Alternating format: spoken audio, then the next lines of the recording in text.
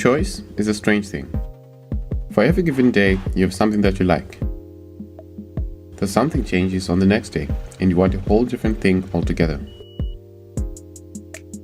These choices are different and show just how much our tastes may differ. For example, a lot of people choose phones for different reasons. Does it have a good camera? Does it do APC? Does it look nice? Tick all three and done. But some people want every last detail that matches their needs. These people usually find themselves with the Galaxy Note, a beast of a phone that has all the right details of a high-end smartphone. To understand how it appeals to so many people, it's best to know what it's all about. And for the Note, there's quite a lot. The phone itself is announced around the end of the year, the same time the iPhone is announced.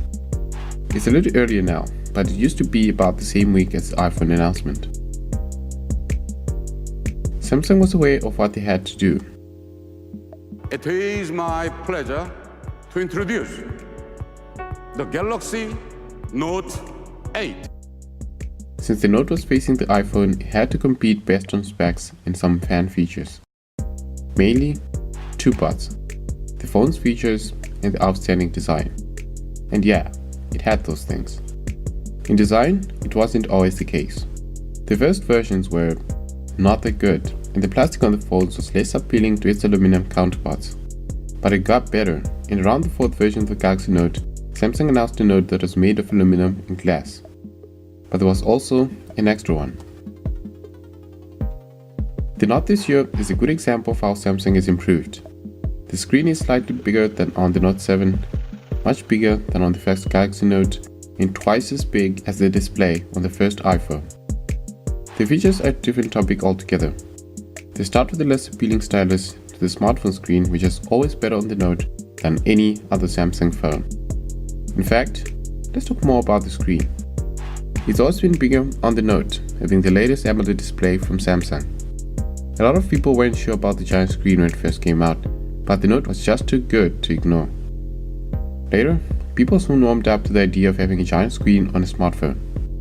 This one aspect is the reason so many people love the Note, the giant, beautiful monster of a screen. Internally, it's also another story, but the software has always stood out. Samsung has a tradition of putting a lot of features on the Note, from air gestures to not taking functions, but this was also in tandem with how bad the software looked. So the phone was great, but when it came to the software, TouchWiz was a little less forgiving. They managed to make the software better over the years, and most features now find their appeal, like multitasking and this. Internal specs are nothing to sneeze at. They remain on the cutting edge of innovation since the first Galaxy Note. Having not split between two versions of the processors available, the Snapdragon and the Exynos. Samsung's own Exynos is nothing to sneeze at and continues to drive mobile processing in comparisons to PCs. In fact, the Galaxy Note 8 is priced around the same price you get a standard laptop, and the device is only a fraction of any laptop. So again, what makes the Galaxy Note appealing? Who wants to buy a smartphone with the price of a standard laptop?